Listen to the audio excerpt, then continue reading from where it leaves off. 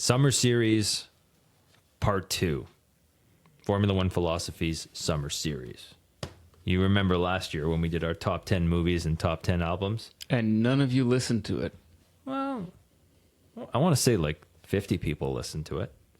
I think you're being a little generous. Yeah, if I get the numbers and it's like 56, am I really winning the argument? No. No. Well, whenever F1 is on summer break, we figure we'll take a break from F1 too and talk about things we like to talk about, which is 90s and 80s movies and music. I think that's safe to say. It's definitely a topic that you and I talk about, yes. Yes. And we want you to be privy to our conversation. And this year I thought instead of doing a list, instead of just centralizing everything and condensing down to like a list of 10, which we got from Counted Out's Mike, with Mike and Tyler, fans of this show. This year I wanted to do things a little differently. This year I wanted to rip off Drink Champs. I don't know if you've ever seen Drink Champs, Sean, on the internet. I have not. Okay. So basically they invite a famous person, or usually a famous rapper, and they give like a comparison. And they'll say Tupac or DMX. And if you can't choose which one you would rather have between Tupac or DMX, you have to take a shot. Okay. So tonight might get sloppy. Let's just start there.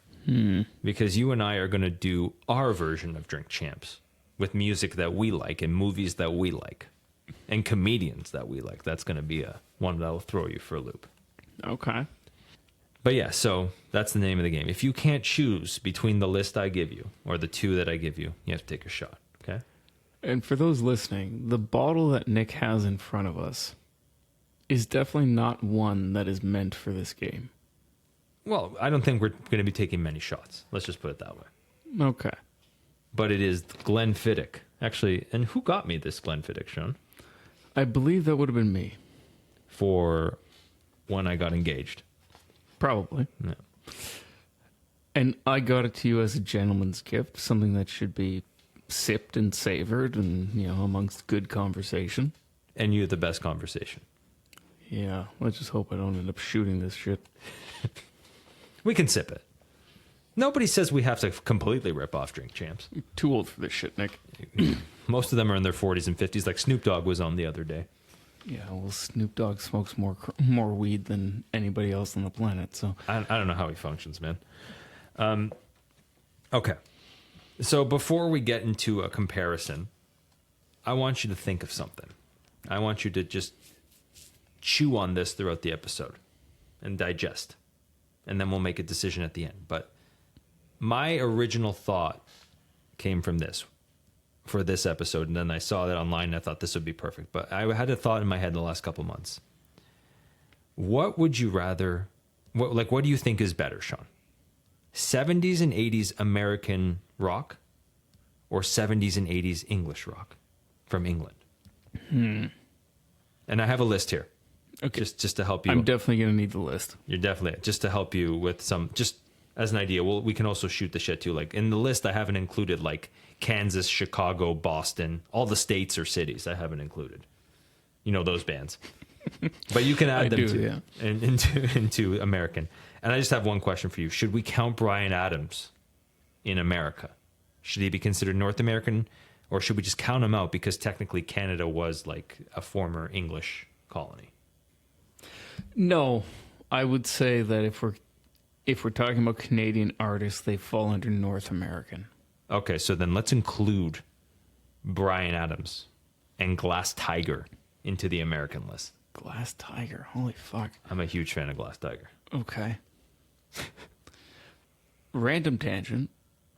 I think you know my uncle, who's been in bands since the 70s. I think I met him once, yeah. Yeah. He taught Blondie's drummer how to drum. What? And he's not a drummer. Oh, shit. Anyway. That's random. That is random. That's like the comment by when they asked John Lennon, Didn't you guys know that Ringo Starr could drum like that? Don't you think he's the best, one of the best drummer around, or drummers around? And they said he's not even the best drummer in the Beatles. Exactly. Yeah. Anyway, sorry, that made me think that. Okay, so then 70s, 80s American bands Okay. include Aerosmith, REO Speedwagon, Bob Seger, Okay. Blame It on the Night Moves, and Working on the Night Moves. Heart. How do you say no to Heart? Okay. Journey. CCR. Yeah. Clarence Clearwater Revival, or Credence. Creedence Clearwater Revival. Clarence. Yeah. Jesus, I was talking like Hannibal Lecter there. Santana is technically North America. No. I know he's Mexico, but he's founded in America. Carlos Santana. Wow, I am a Santana fan, and I'm struggling to. Okay. Wikipedia Yes. says he founded in North America. If he is Mexican, it's still North America. Still North America. The Eagles. Kiss. Van Halen. Fuck yes. I'm not a big fan of Kiss, but I'm just saying. Van Halen. Which Van Halen? Not Van Hagar, Sean. No. Eddie Van Halen.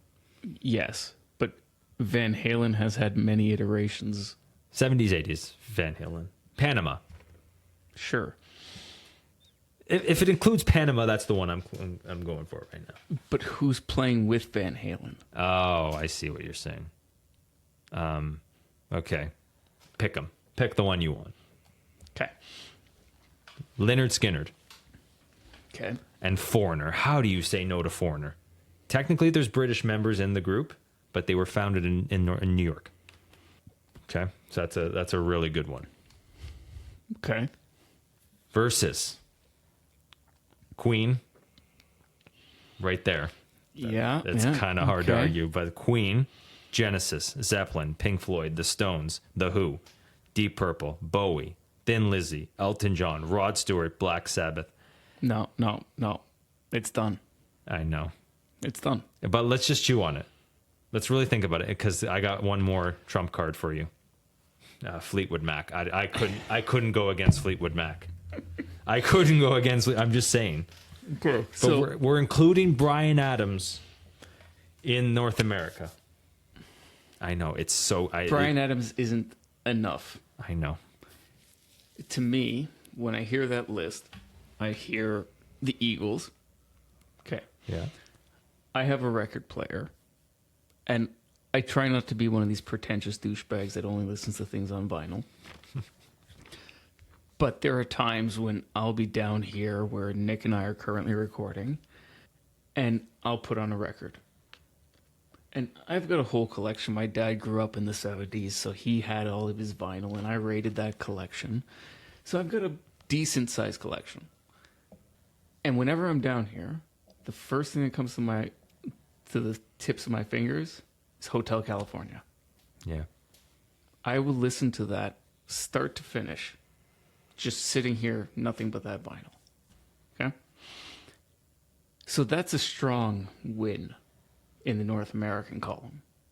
But when you go to the British side and you say things like Led Zeppelin, Pink Floyd, Yeah. Fleetwood Mac, Fleetwood Mac. You can't. I think the chain alone Yeah. wins out over the Eagles. And then you throw in stuff like, okay, Bryan Adams, yeah, he's a strong one in that category, sure. Who else we have? Journey. Wheel in the sky keeps on turning, Sean. But then you have the counters of the Eagles and Pink Floyd. You see, this is where we could start doing we could compare each individual band. Maybe next year we'll just compare those bands. So to me it's clear, but I hate that it's so clear, because music of that time is genuinely good. Yes. To me, it's got to be the English. That's where and this is just an example where it's hard to choose, you would take the shot. It's not hard to choose. Okay, that's fair. Because for me, it kind of is. No, the reason I said what I said is it's a clear win in my mind for the English, but letting the English win in the way it is in my head diminishes the U.S. impact, and the U.S. impact in that time is so good as well. But like, especially you throw Fleetwood Mac, Black Sabbath, Pink Floyd, Led Zeppelin. It's one of a kind versus can't. And that's not including the Rolling Stones. Like, I'm not a particular fan of the Rolling Stones. They're great. I'll listen to them, but I'm not a super fan. To anybody who is, they'll take English just for that. Yeah, exactly. So like me with Queen. Queen and Genesis probably win out.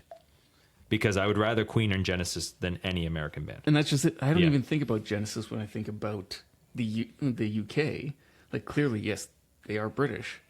But I think of like Phil Collins and Genesis and the time that they spend in the US, and clearly they're not American. But yeah, but like Phil Collins, his solo stuff, I could probably take over every American there. That's like, I love Phil Collins solo stuff. Like even, but then you know what? I got one for later. I got one for later. I'll save it for later. Sorry. Is it what I'm thinking of? Probably. I'll save it for later. Okay. All right. Okay. So we'll make our final decision at the end, maybe with some drinking helping out. But yeah, that's something to chew on. Okay. The first one is: would you rather pop songs from 1996 to 2004, or rap songs from 1996 to 2004? Rap. Rap? That was quick. No, that is the formative portion of my life, and I know exactly where I was at that point. Okay. Yeah, this isn't really debate. This is more just, it's debate with us. This is more debate amongst yourself. Yeah. So if that's a clear one for you, that's fine. For me, I'd probably choose pop. Because there's just a lot of like those random like one-hit wonder songs like always get caught in my head. Like Jennifer Page's Crush. No clue. Yeah, there you go. It's just a stupid song, but like you hum it all the time. Aqua. I'll give, yes. Like, you know what I mean? Songs of our youth. Yeah. But when I think about that time frame, it's sitting in front of a 19-inch TV with the N64 plugged in, listening to DMX, Dr. Dre, Eminem. Yeah. And you couldn't rub your feet on the carpet before turning on the TV. Oh. That would be stupid. That would be just dumb. I remember, you remember the bar stools that my dad had? Yes. That he still has, actually. I remember sitting in those. They're high, and we had like an armoire with a TV in it. And I rubbed my feet on the carpet, get into the chair, sat there and put my feet on either side of this TV, plugged my headphones into the auxiliary jack, started playing, and the static electricity from my socks went through my body and through my ears. Jesus Christ. Across the TV. It's a fantastic feeling. Oh my God. Yeah. How old were you? No, this was early 2000s. Oh my God. Well, yeah, you were old enough that it wouldn't have killed you if you got shocked hard enough. But It's also not enough energy to kill anybody. it felt like it sometimes. I remember turning on Donkey Kong Country 2 one time, and it hurt. 80s music or 90s music? What type of music? Any. Would you rather listen to like the pop, rap, like, okay, well, just all of the genres, like pop, rap, rock, in the 80s, one-hit wonders of the 80s, or 90s like grunge, rock, one-hit wonders, pop? It's a good point, but that's what I'm saying. Like, I'm doing more general this time. And here's the problem. Like, I know all the music, but it's from when we were so young that it's hard for me to differentiate what's 80s from 90s. That's a good point. All right, we can skip that one. Michael Jackson or Prince? Oh, that is a hard one. I remember when Prince died. All right, what were we? We were in our... We were 2009. You and I were at the Philly and Firkin talking to random people about that. I remember the bartender. Where are we? Okay. But yeah, you have another story. Yeah. No, 2009, we would have been... 21. What? 21, okay. So I remember being at work and driving to one of our facilities with a coworker of mine. She was a little older than me, and my cousin growing up was a huge Prince fan. So the only reason I knew about Prince was from her. And I've listened to Prince. I know his songs, obviously. But when he died, it was like, holy shit, he's dead. Let's listen to his stuff. And it was like a switch. It was, holy shit, this guy is a musician. Right? And I had seen his stuff. I had seen him play at G3 because he's a phenomenal guitar player. And I had seen him play on stage and keep up with guys like Joe Satriani and Steve Vai and John Petrucci and everybody else. He is an amazing musician. Comparing him to Michael Jackson, because they were on the scene at the same time in the same place doing the same type of music, it's genuinely difficult. They're completely different, but it's genuinely difficult. You just gonna take a shot? And I will start to sip this. You can just sip it. Yeah. Sorry, I mixed up. Michael Jackson died 2009. That makes more sense. Yeah. Prince died 2016. Yes. Wow. Yeah, I'd probably take Michael Jackson. I should delve deeper into Prince. Give him that proper chance, but yeah. The thing that makes this difficult for me is that if I listen to them independently, I can find all the songs that I like. And every time I hear a song that I won't necessarily recall off the top of my head, I'm like, holy shit, this is a good song. But sitting here thinking about what are the good songs, Michael Jackson, Billie Jean, Thriller, whatever. Thriller and Beat It, man. Yeah. But then Prince, When Doves Cry, Purple Rain, Sign of the Times. Yeah. Fuck, that all is phenomenal. Tough. Right? So if I'm leaning towards one or the other, to me it's probably going to be Prince from the standpoint that he was more than just a singer. He composed all the music. He played guitar. He was a phenomenal guitar player. Right? Michael could do it, but predominantly he was vocals. Yeah. Right? His family did the rest of it. And yeah, he was, I guess, more marketing. He was an icon. He was a cultural icon. Yes. Yeah. Prince did the work. Yes. Yeah. All right, that was good. Like I said, I'd probably do Michael Jackson, but even you just listing those 3 singles was pretty tough. All right. Here's a niche one. Billy Ocean or Steve Winwood? Off the top of my head, it's going to be Steve Winwood because I know more of his music, but help me out, Billy Ocean. Get Out of My Dreams and Into My Car and no. Caribbean Queen? No. Steve Winwood. Sean, what am I doing? Nick thinks this is difficult. It's not easy. I probably want to take Steve Winwood, but I'll take a sip. All right. Here's fun. No, this is going to be fun. Yes, water up right here. That's damn good scotch, by the way. Let's do a plug in the hope that someone at Glenfiddich is listening. Glenfiddich, single malt Scotch whiskey, Orchard Experiment, experimental series number 05. Spectacular. It does have like a crisp, like green apple aftertaste.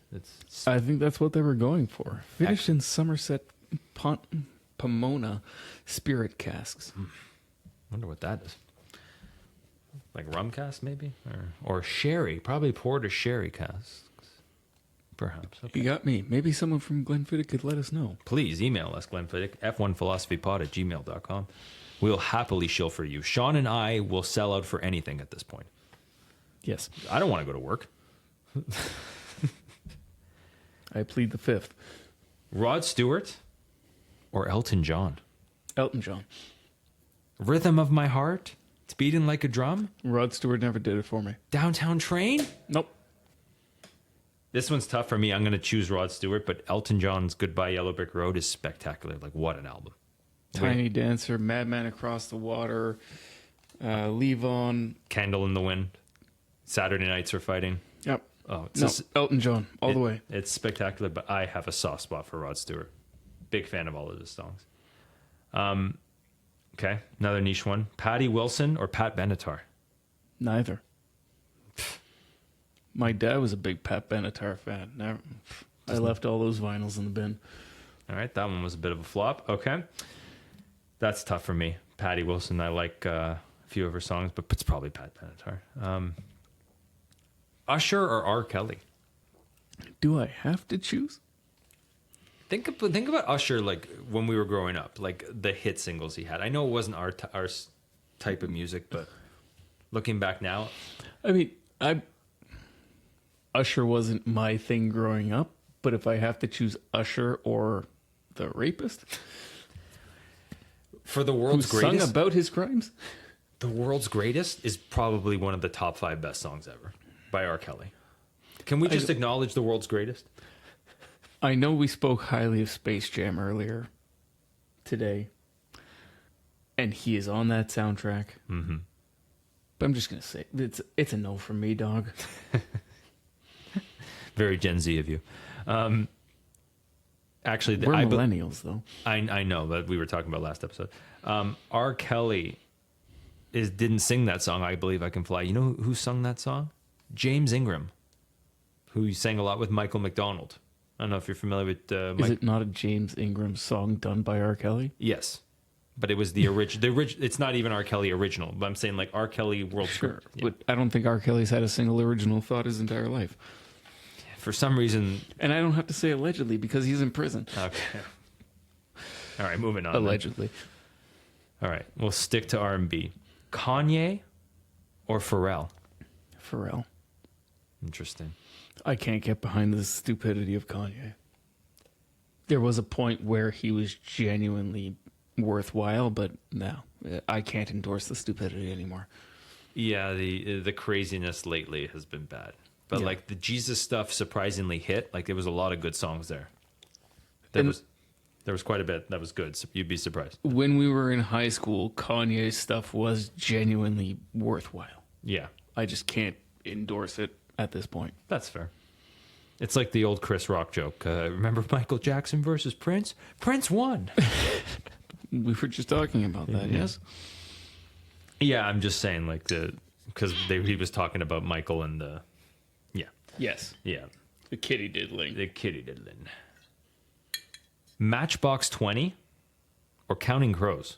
Sorry, before we go into that, I have to ask a question. I should have asked this in the Prince and Michael Jackson portion. Do you remember where you were when you found out they died? Michael? Either one. Either one. Prince? No, I don't remember. Well, it was 2016. I was probably working. Had 3 jobs at that point. This is completely random.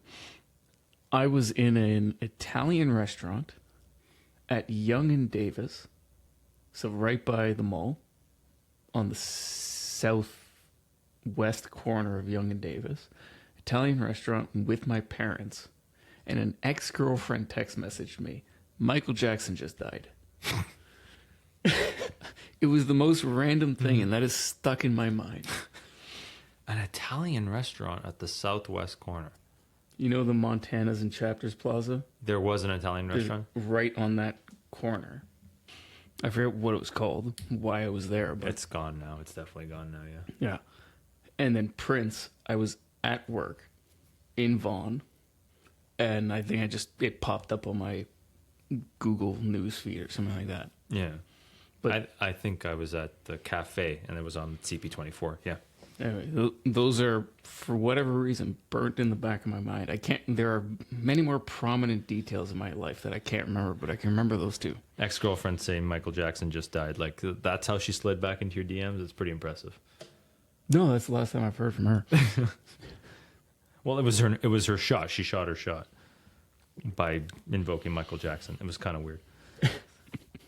Matchbox 20 or Counting Crows? Yeah, Matchbox 20 is Rob Thomas, right? correct. Yeah. Yeah. Yeah. I'm choosing Matchbox 20. I don't like either enough to have an opinion, really. Oh, interesting. There are definitely songs, Mr. Jones. And then when I think Matchbox 20, I think Rob Thomas and his Santana Maria Maria. We're a Matchbox 20 household, in the McKiley household. A lot of these I chose too for our listeners who out there. I know my brother will probably have comments about Usher and R. Kelly, Kanye and Pharrell. But it's not just for us too. It's for other people to debate and send us comments and send us emails. And no dick pics. Okay. Matthew, if you disagree with me, we live in the same town. Come find me. I'm sure he's got, yeah. I think he'd take R. Kelly there because, like, we love World's Greatest there. But I don't know. Matthew, you tell us. Don Henley. This is okay, yeah. Get ready for this one. Don Henley or Phil Collins? This is what I was asking about earlier. Yeah, I knew that. I'm shooting. I'm not. I'm going to work this out. Okay, I'll take the shot. We're going to do it. I will admit, there was a point in my childhood where I thought these people were the same person. Right? My dad, growing up, was a huge Genesis and Eagles fan. And I remember we had a 99 Pathfinder. And that was the first car we had with a CD player. And not only was it a CD player, it was a 6-disc CD player. That's bougie right there. That was huge. Yeah. Pre-millennium. And we'd be on trips out to Kingston. So 3-hour drives. And all it was Don Henley and Phil Collins and Aerosmith and all the bands that you've mentioned. And we'd be talking about songs like New York Minute and In the Air Tonight, and name any Don Henley and Phil Collins song. I forgot about New York Minute. Wow. Name them, and I was like, oh, these are the same person. I was like, no, they're not. Lonely boy singing sad songs about his divorce. Yeah. Yes, really. So this is my childhood. Say of that what you will. It's a difficult one to come to terms with. Now, I recently helped my dad lay hardwood in his house, and we were listening to Phil Collins. It was like, oh, what do we want to listen to? Phil Collins, we're putting it on. And this is like, I don't know, 10, 11 hours worth of work. So how many Phil Collins songs can you get through in 10 to 11 hours? You'd be surprised, is the answer. Holy shit, I heard some songs I have never heard before. We got into the deep cuts of Phil Collins. It's a hard one. Sounds like you're choosing Phil. No, but because then I get into Don Henley, and it's like, well, what do you attribute to Don Henley? Is it just Don Henley, or is it the Eagles? You stick to their solo stuff. Don Henley's fucking hard to choose. When you add New York Minute, then it's End of Innocence, Boys of Summer, Heart of the Matter. Holy shit, that's. But do you also get into stuff like Desperado and Hotel California? And no, you can't add You got to keep that in the Eagles. let me ask: would you shush Coral during Desperado? If she started saying something silly, yeah. Like it's the chorus, yeah. Let me ask you another question. This is a little off topic, but I think it fits. If you were to shush Coral during Desperado, would she understand the reference? No, she wouldn't. Yeah, I understood the reference, but Kaylee wouldn't understand the reference because Seinfeld is a white people thing. I disagree with that thoroughly. That's a humanity thing, in my opinion. Seinfeld, fine, whatever. So, having stepped through all that, tomorrow is probably going to be spent with Don Henley and Phil Collins. But until then, I'll take one more sip because holy fuck, that's hard to choose. Prost. Prost. Should have done the bottoms, right? Okay. I got a good one here. We're switching over to comedians miscellaneous, okay? Okay. Robin Williams or Dave Chappelle? Ah, you made that harder than I thought you were. If I chose Chris Rock there, you're choosing Chris Rock. Against who? Robin Williams. No. Wow. Nope. I misunderstood you here because I have another one here later with just Chris Rock stuff. Wow, that's tough. Dave Chappelle is a solid one, and he's gotten a lot of flack for his recent stand-ups. And I don't agree with the flack. And people can think about that however they want. And I think he's done a good job of stating his opinion on it. And I don't know if you're up to speed, Nick, on what that flack is. The transgender stuff. Yeah. he's gone about it in a way that Ricky Gervais has done the best.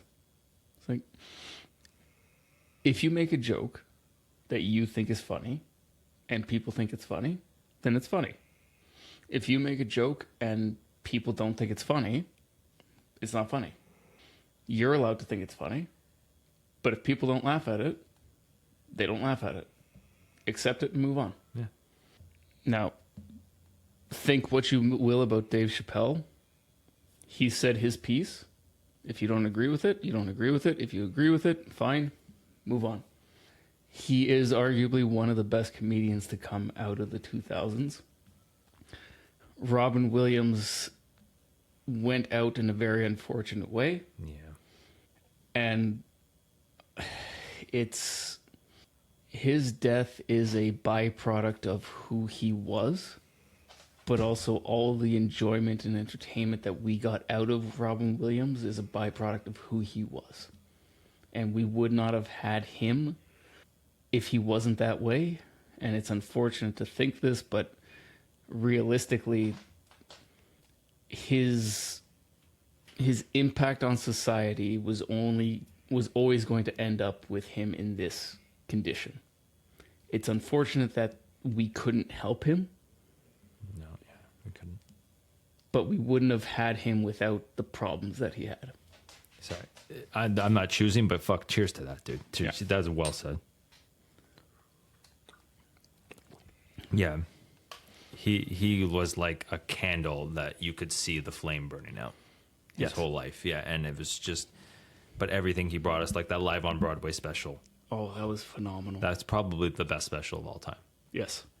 And a lot of people try and give him flack and undercut him and say, oh, he stole some of his jokes. Like, I know I hear Joe Rogan say that a lot. Like, he had... Oh, Joe Rogan's a fucking idiot. Yeah, and he's not doesn't do good specials.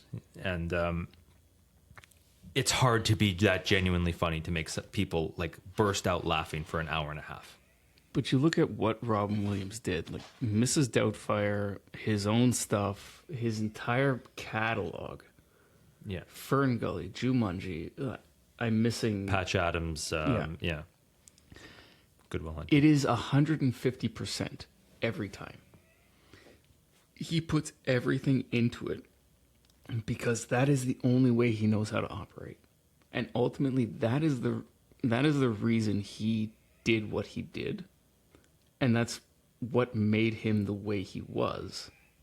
And he could not find help for that. He was... How do I put this?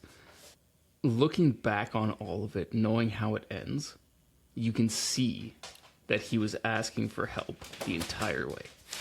From the 70s till the end, if you look closely in his performances, you can see him asking for help and he's not getting it.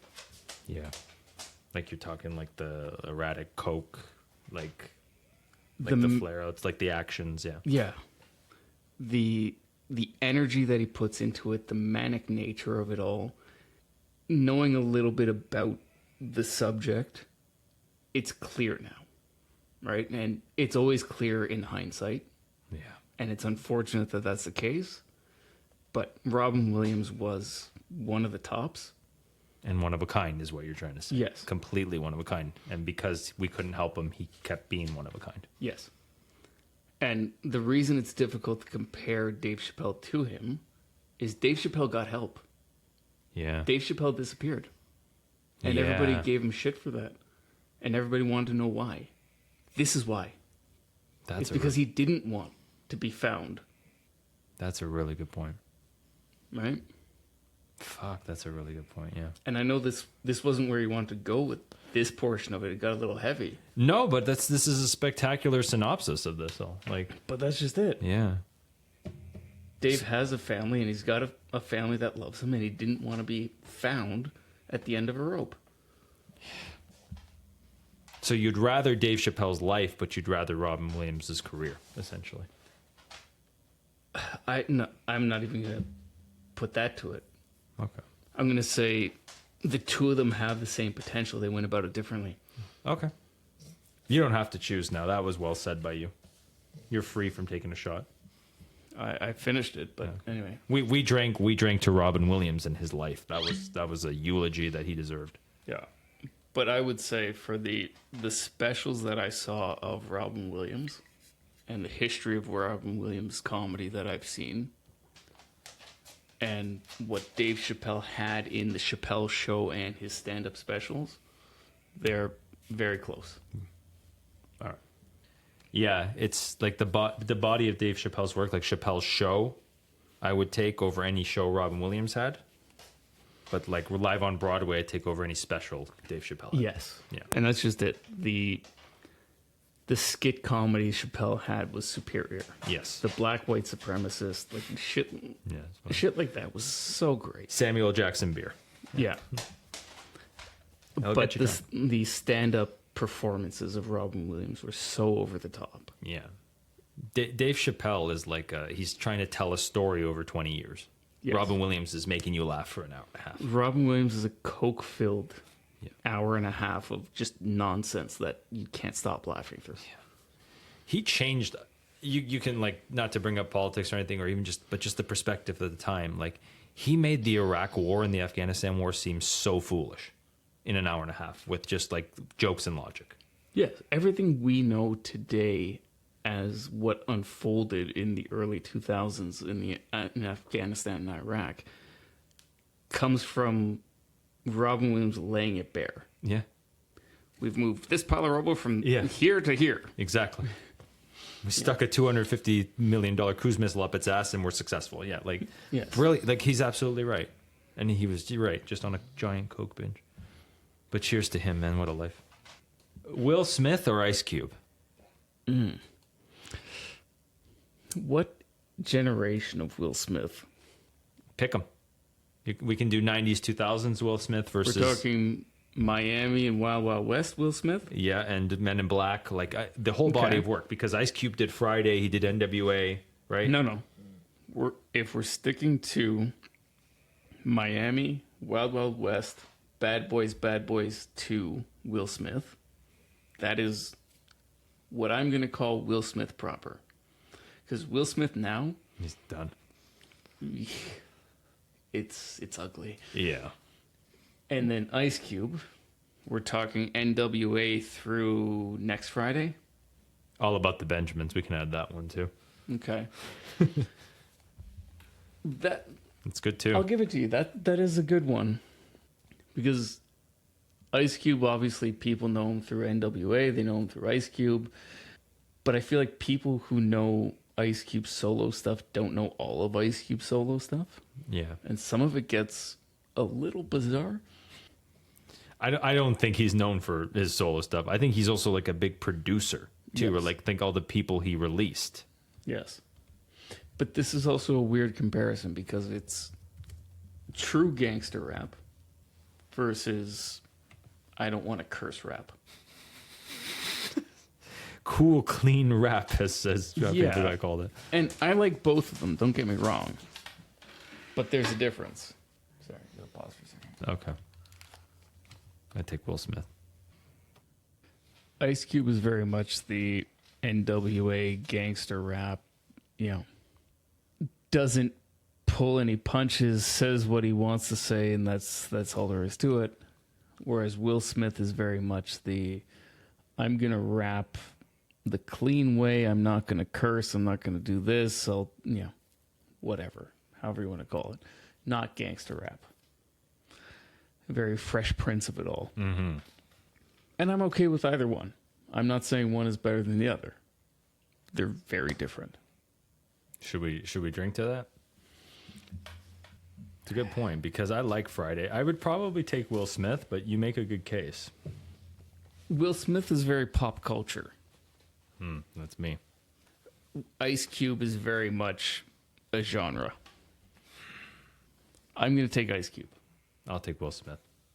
So let's drink to a disagreement. Agree to disagree. For Canadians, this next one, Gretzky or Lemieux? Lemieux's not Canadian. Mario Lemieux? He's not Canadian. I thought he was Canadian. I don't. Maybe I'm wrong. I mean, I'm not a hockey ball player myself. He's probably French Canadian. So you're right, he's not Canadian. Oh, the Quebecois. As my kids go to French school. Yeah. Canadian. Whoops. Yeah. Sorry, everybody. Is he? Yeah, he is. Where's he from? From Quebec. God damn it. Oh, maybe he's not. I shouldn't assume that because Lemieux could also be like Ottawa or something like that. Where was he born? Doesn't. Come on. Where does it say it? Montreal. Yeah, he was born in Montreal. Okay. Well, I apologize to Mario Lemieux. I never realized he was Canadian. That being said, Wayne Gretzky, the great one, number 99, all that bullshit, he can go fuck himself. Wow. Right up the fucking ass. Well, I'm choosing Gretzky now to spite. Fine. So you're taking Lemieux. I am taking Lemieux. More assists than anybody else has points. All right, let's switch to movies. Hold on, I'm just adding one more. But yeah, we'll switch to movies now. This will start big debate. And TV. The Simpsons or Seinfeld? The Simpsons. Oh, wow. After everything we said about Seinfeld? Yeah, no argument. The Simpsons. The Simpsons, the first 12, like the season 4 to season 12. But Seinfeld, like season 2, 3 on, it's all good. That's a tough one, man. No, it's not tough. It's The Simpsons. Seinfeld's great. Don't get me wrong. I'm going to shoot. I'm going to take a shot. It's not tough. Futurama or Drawn Together? What the fuck is Drawn Together? That was a bust? Okay. Seriously, what is Drawn Together? I thought you would have seen Drawn Together. I love Drawn Together. It's just a fun show. It was a caricature of like all the types of cartoon characters. It was like they had a spin-off of Animaniacs and Superman. They just made fun of them all. Okay. Nope. Watch Drawn Together, Sean. Frasier. Whoops. Frasier or Cheers? Frasier. Friends or How I Met Your Mother? How I Met Your Mother. Wow. Never got into Friends. Nope. Wow. Sorry, I just did not expect that. No, never got into Friends. This is a conversation I've had with other people before. Never did it for me. My mom watched it growing up. Never got into it. I don't know. Wow. I did not expect that. For those at home, Nick's head literally just exploded. It just literally exploded. We've known each other, what, 27 years. I did not know that. We've never talked. You're right. We've never talked about Friends because you never watched Friends. That makes so much sense now. The other Nick knew this opinion. Wow. Okay. Well, fuck him. He's just saying. Who's the real friend? He's a great Nick. I'll give you that. He's the better Nick. That's for damn sure. That is Nick with a K, not Nick without a K. Technically, I'm Nick with a K, but who's not in my phone book. Just flipped them off, everybody. Okay, here's a fun one. If you've seen both these movies, it's fun. The Score, or The Italian Job. Refresh me. What's the score? Robert De Niro, Edward Norton. Gotta go deeper than that. It's they rob a bank, and Edward Norton tries to double cross him. It's one of a dozen movies at this point, Nick. Okay, this one's a bust too. Can we go back to the Friends discussion? Holy shit, this is shocking. Like, not one. Like, you never just sat down and just had the series on in the background.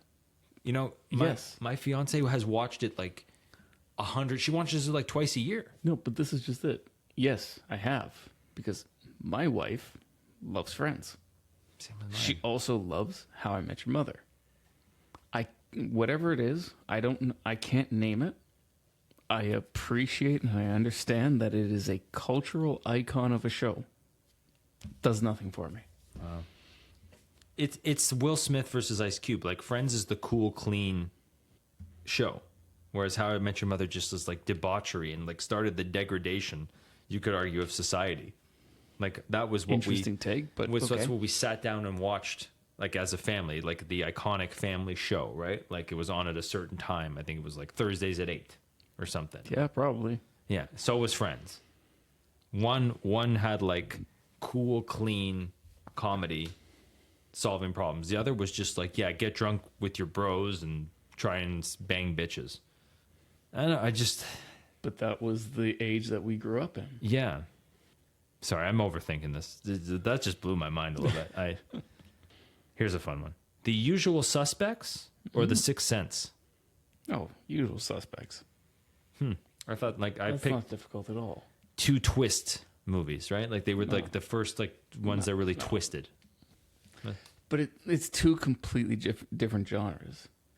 That's fair. You've got a thriller, gangster-esque type movie in The Usual Suspects. And then you've got a horror movie. Yeah, they've got twists, but they're not the same movie. It's something where nobody expected it. You had to watch it. No. To me, this question is The Usual Suspects or Heat.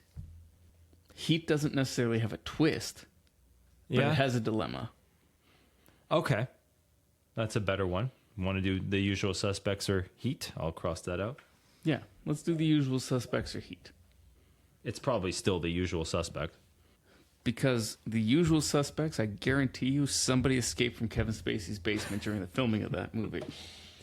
Sorry, had to put it out there because we all knew it was happening. It was not a surprise, people. They all knew that. What was his name? The other Baldwin. What's Chris. Chris? Yeah. Is it Chris? No. Tell me a name. I believed you just now that it was Christopher Baldwin. Matthew Baldwin?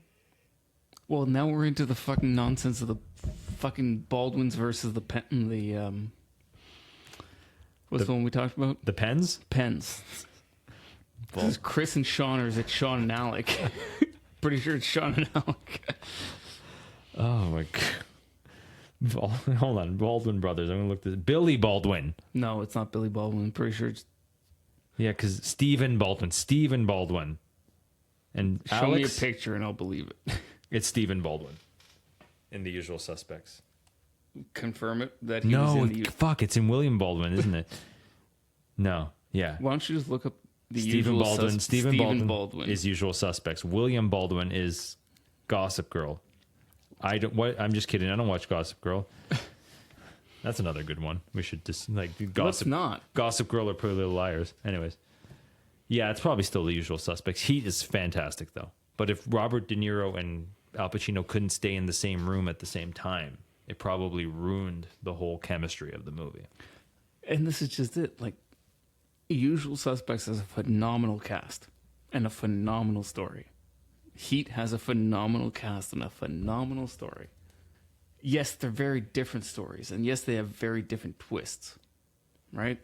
Kaiser Soze, not knowing who he is, finding out at the end, to Heat's bank robber, thriller, action movie, whatever you want to call it.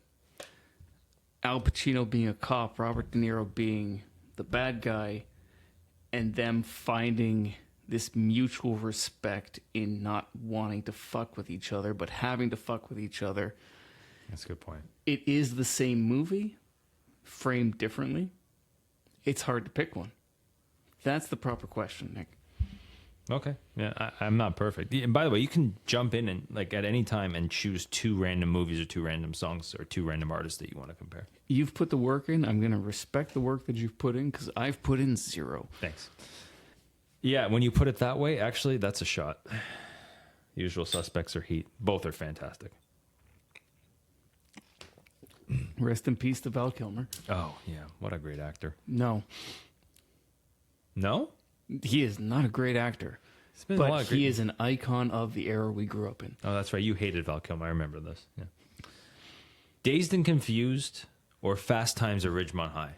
That is an 80s. All right. Yeah, I think it's Dazed and Confused too. That is a 90s versus 80s discussion right there. It's an 80s movie versus a 90s movie. And I'll take the grittier 90s movie. Yeah. M. Night Shyamalan or David Fincher?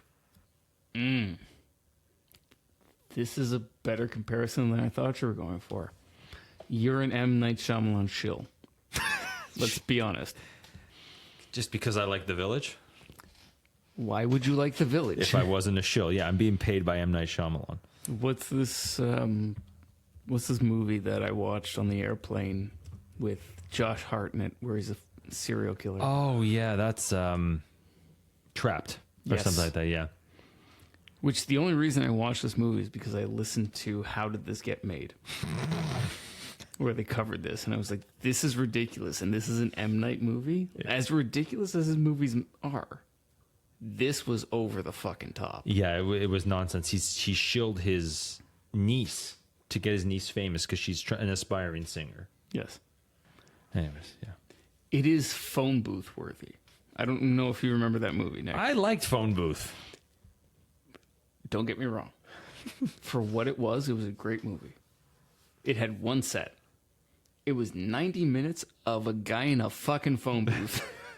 They advertised it properly. They got it. But holy fuck. I'm pretty sure it was shot in the Skydome. Oh, Actually, yeah. I guarantee it was shot in the Skydome. It looked like The Rogers Center, sorry. Did look familiar. In Yeah. Toronto. Skydome to us. Yes. Holy fuck. M. Night has had some great movies. His early stuff. Unbreakable. One of the best movies ever. Sixth Sense. Great. David Fincher did 7, I believe.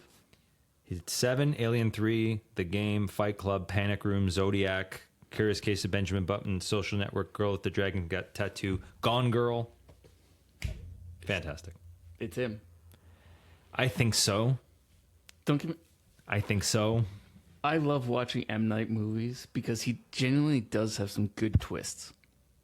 But he's taken it to a point where it's like, come on, dude. Come on. If you Signs, The Village, Signs was an early one. Unbreakable. And Signs introduced us to who he was, along with Unbreakable and The Sixth Sense. Since then, it feels like he's building a universe without knowing where the fuck he wants to go. Split was good. And so was that other one in the elevator, Devil, was really good. I refuse to watch it. Who's in there that you don't like? Nobody. I don't know what it's about. I don't know who's in it. It's another one of these. I don't want to watch 90 minutes of one fucking set. Oh, okay. It's the one set problem. Okay, yeah. It's pretty decent. Pretty good. Which is M. Night's The Beach or whatever the fuck that was, where they're on a beach and they all keep getting older. Old, yeah. That's a good one, too. That's a decent one, yeah. It was not decent. It was fucking terrible. Holy shit. I'm a shill. As we talk this out, I'm a shill. Like, that was another one I watched after listening to How Did This Get Made? And to be fair, I will watch a whole lot of movies because How Did This Get Made suggested them to me. But I go in knowing that How Did This Get Made has reviewed movies that I like and hearing things that they say and be like, no, but this is clearly explained in the movie. Old? It was like, no, how did this get fucking made? Because of M. Night Shyamalan. And this is just it. M. Night is great. He was great at the beginning. He has flashes of brilliance now. Like, Split was great. Glass was great. Yeah, I really like that one, too. You don't have to make every idea that comes into your head.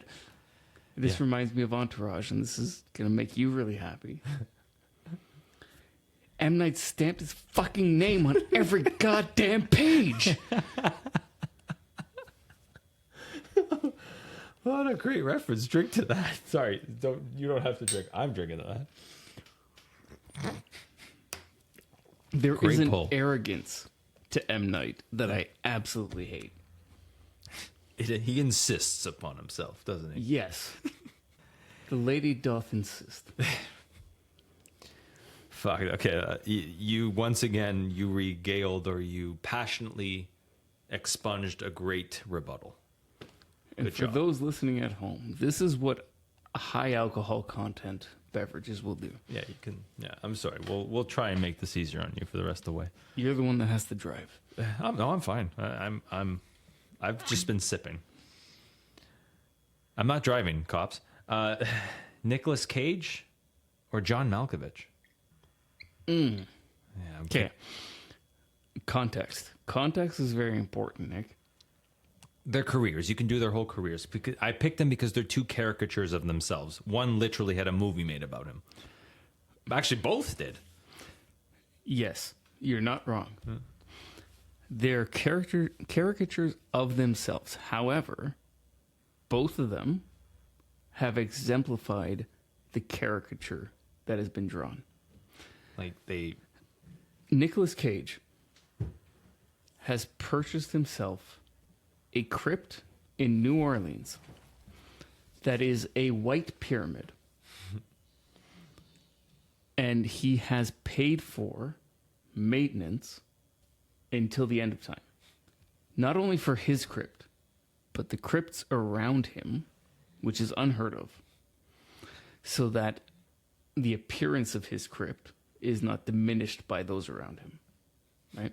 Because in New Orleans, they don't have graveyards the way that we do here because of the fact that they're below sea level, right? Yeah. So basically, someone dies, they get put in a wall, and eventually the heat and everything else breaks them down to ash, and then they get pushed down the wall, and someone else gets pushed in over top of them. That's the way it is. Oh my God. And you can pay for a plot, but you pay for however long. So after, let's say you buy a crypt for 100 years. After 100 years, they kind of push it aside. They put someone on top of you. Okay? Wow. Nicolas Cage has basically said, no. Here's a huge chunk of cash. You're going to build this monument to me, and it's going to be maintained forever. And there's lighting and there's everything else, and this is a big cemetery in New Orleans. He's not dead. Yeah. This exists, and it's existed for a long time. And until he dies, it's going to be there. And after he dies, it's going to be there. And after everybody else dies, it's going to be there. And the people buried around him get nice, fresh crypts and everything maintained on his dime. The best part is, it's a white pyramid. Like ivory white, all around, light shining on it. And mysteriously, red lipstick appears on this crypt. The general consensus is that Nicolas Cage is putting on lipstick and kissing this fucking tomb. Yeah, you've told that. Yeah. Right? That is the caricature of Nick Cage. In love with himself. Yes. This is not the caricature of John Malkovich. Yeah. What is the caricature of John Malkovich? That's a good question. And this is just it. And I will open it up to you. I've said my piece about Nick Cage. What is your opinion of John Malkovich? He's the brilliant mind. How do I say this? He's the brilliant mind who doesn't want to be brilliant. He's the everyman. Okay. He's the everyman who's so brilliant that he doesn't care that he's brilliant. I think that's what being John Malkovich was all about. Yeah. And I'll admit, I haven't fully watched Being John Malkovich.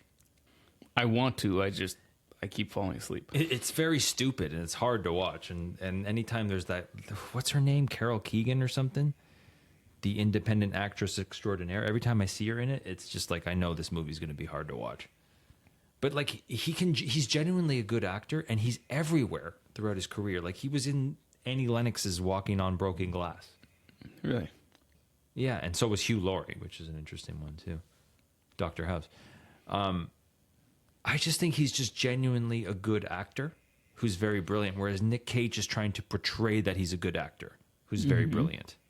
So which one would you rather have is the question. Right.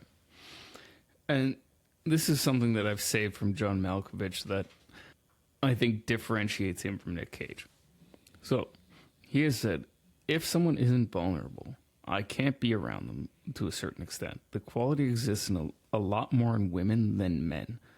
I have probably 4 or 5 male friends who have a real strong masculine side, but to some degree of a feminine side too. They're pretty rare. Whereas I think women with a masculine side are much less rare. I know I have a fairly strong feminine side. I find myself really distanced from male behavior. You know, you go to play basketball and it's like, fuck you, eat shit, wimp. You know, I can't really identify with that. Okay, you're right. Nick Cage. No, but that's... I'm kidding. No, that was brilliant. Yeah. You can have your own opinion of that. I don't care what your opinion is. I actually understand what he's saying. But that's something that's identified with me. And it's not... I consider myself a feminist, sure. And people have all sorts of opinions of what feminism is and isn't. I have my opinion of it, and we don't need to go into it. But that is a side of it that I can agree with. Where I have friends that are very masculine and have very standard opinions. But this is also something that I see within my own family. I grew up in a household that was very hockey-oriented, very sports-oriented. I didn't care, right? I cared about technology. I cared about how stuff works. And I like motor racing, which tends to be a more masculine dominated sport, but I care about it from a technology standpoint. And you and I have talked about it, Nick, where I support W Series when it existed and F1 Academy, but I also have my problems with it for certain reasons.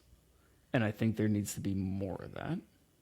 But there is a certain strength to the feminine side of things that I think the masculine side doesn't pay attention to or diminishes.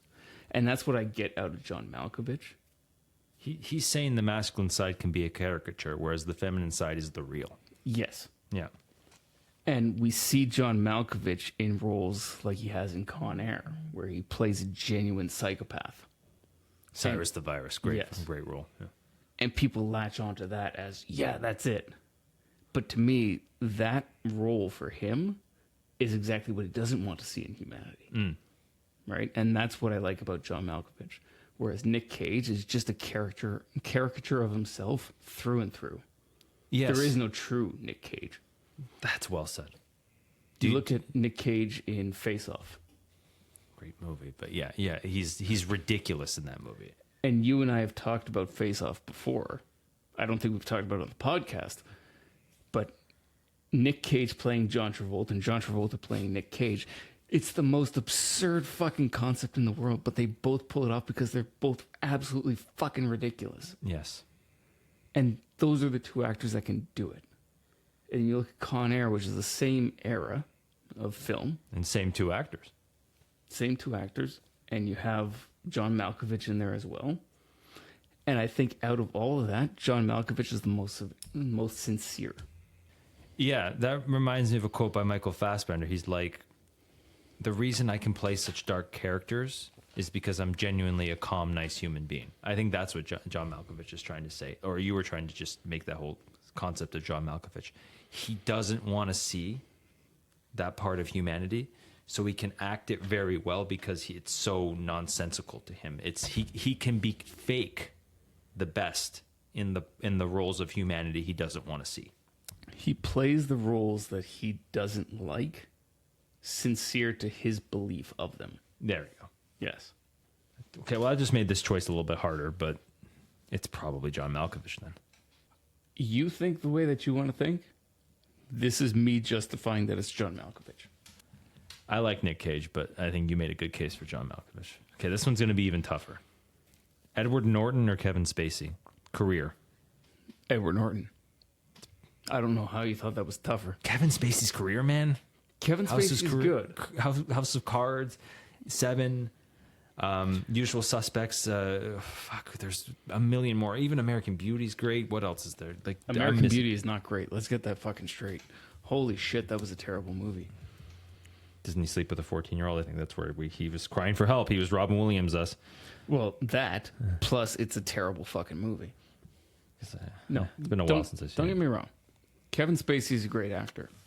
LA Confidential. Oh my God. Sorry. Kevin Spacey's a great actor. The shitty things he has done in his life, I cannot get behind. Yeah. And his character in House of Cards is him. Or Bill Clinton. Well, half of one, six of Exactly, yeah. 6 of one, half a dozen the other. Right? Yeah, that's a good point. Edward Norton. To me, it's Edward Norton. And Edward Norton has, like, every movie he's in is spectacular, so maybe not Death to Smoochie, but I haven't seen that one in a long time. Robin Williams, and I think Zooey Deschanel, and maybe not Zooey Deschanel. No, but like everything else I can think of Edward Norton is fantastic. Motherless Brooklyn, Fight Club. American History X. Yes. Yeah. Oh, fuck. I watched American History X not too long ago. It is phenomenal. I gotta rewatch. It's been a while. Okay, this might be tough then. Curb Your Enthusiasm or Always Sunny in Philadelphia? Before I piss everybody else off, I'm going to recuse myself from this decision. Oh, wow. I don't know how many seasons there are of either show. I have watched less than a season of each show. Wow, that hit me harder than... Well, no, that didn't hit me as hard as Friends, but Not that's... for lack of trying. I have tried to watch both.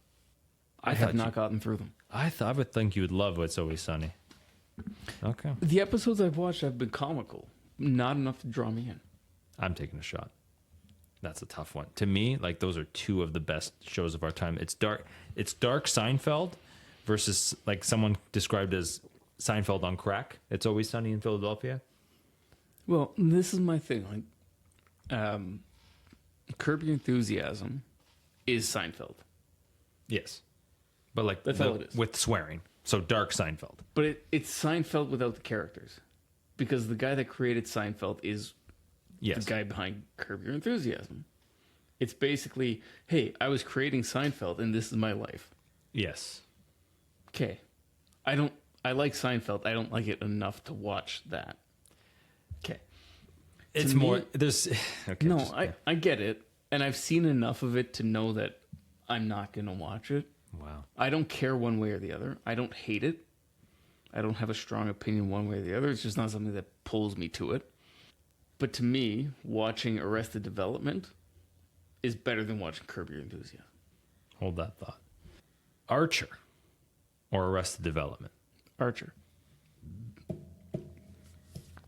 lot of the same characters. That's what I was going for. I know one's cartoon form, one's sitcom form. How do you get the same characters? Help me out there.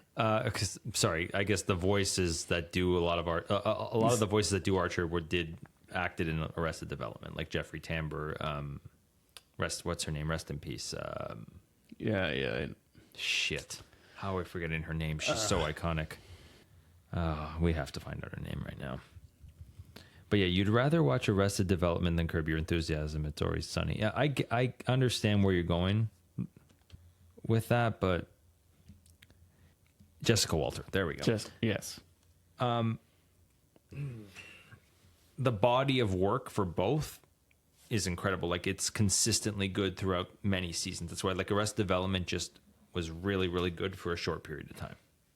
That's where I would disagree. Like I would say, yeah, as good as Arrested Development was, doesn't have the body. But this is the thing. Arrested Development was, 1 or 2 seasons and then they got canceled? 3. 3 seasons. And then Netflix picked them up and continued. But didn't milk it.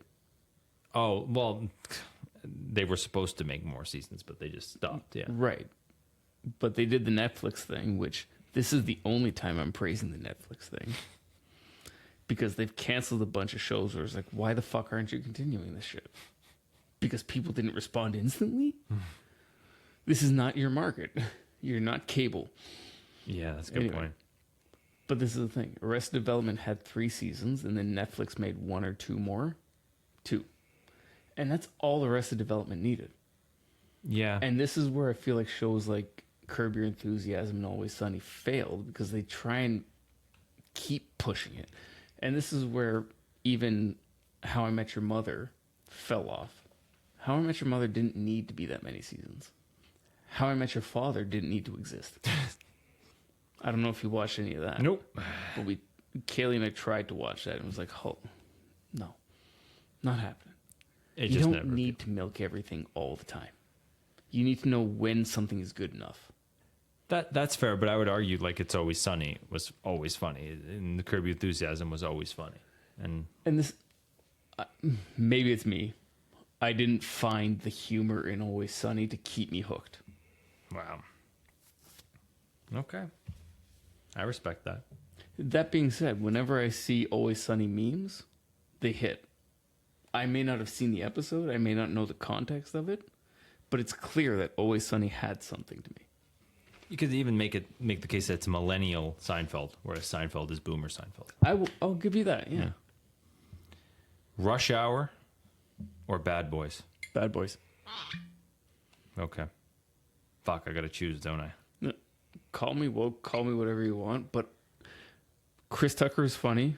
I love Jackie Chan. Operation Condor, like all of Jackie Chan stuff I love. Putting them together in a very...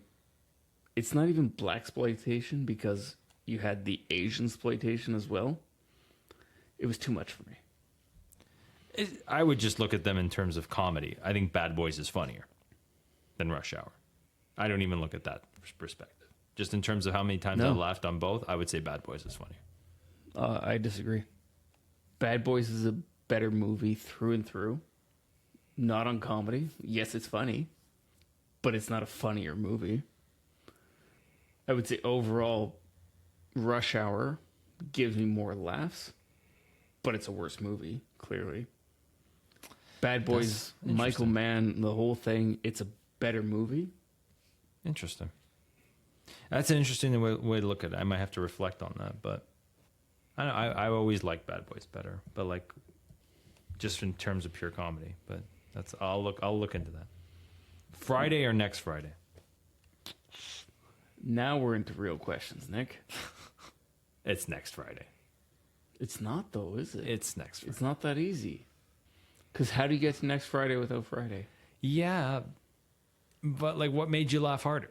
If he never slipped in the shit, did next Friday happen? That's a good point. If Debo never got out of jail, did next Friday happen?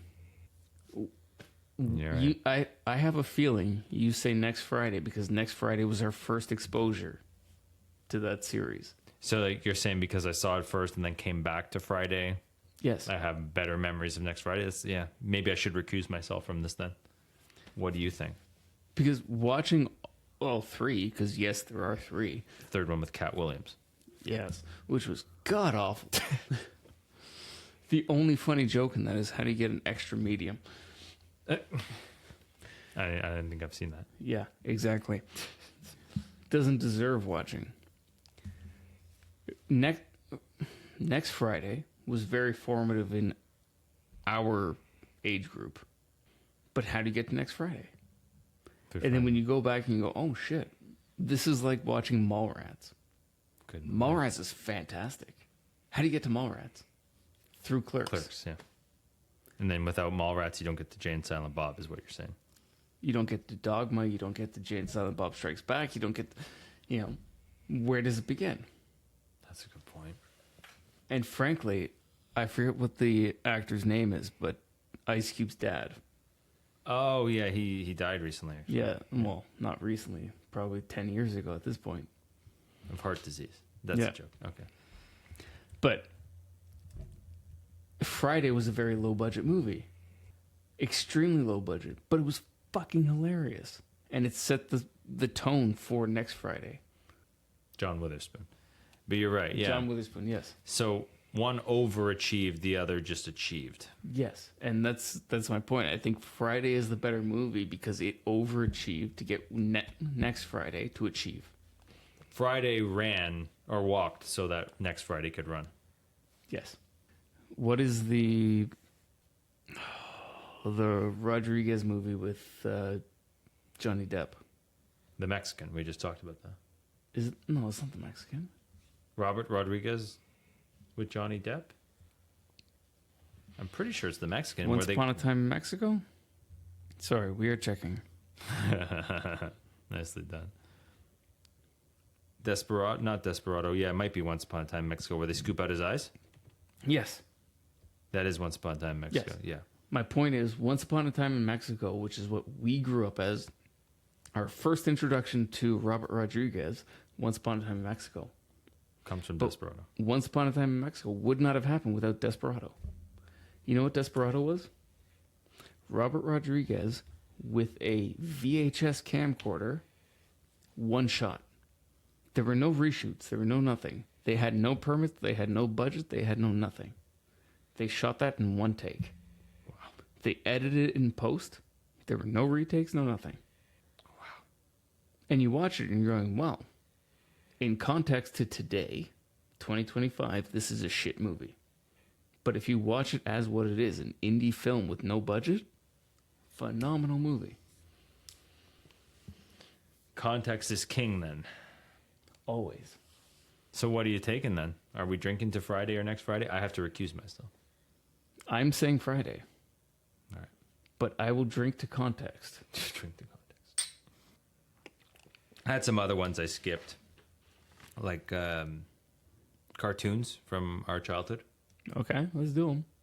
Batman, the animated series, or Radioactive Spider-Man?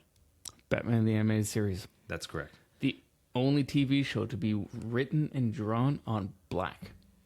Really? Yes. That makes... Okay. Think about Yeah. the show that you watched. everything is black. It is written and drawn on black paper. Yeah, that makes a lot of sense. But it adds to the grittiness of it. Like, Yes. you really felt like the Gotham, like the stink of Gotham. And I will put it out there now. This is why our generation was raised to adapt to movies like Sin City. Wow, you just blew my mind there. Which was also written on black, I'm assuming. Or just, Well, look at the way it was shot. yes. Well said.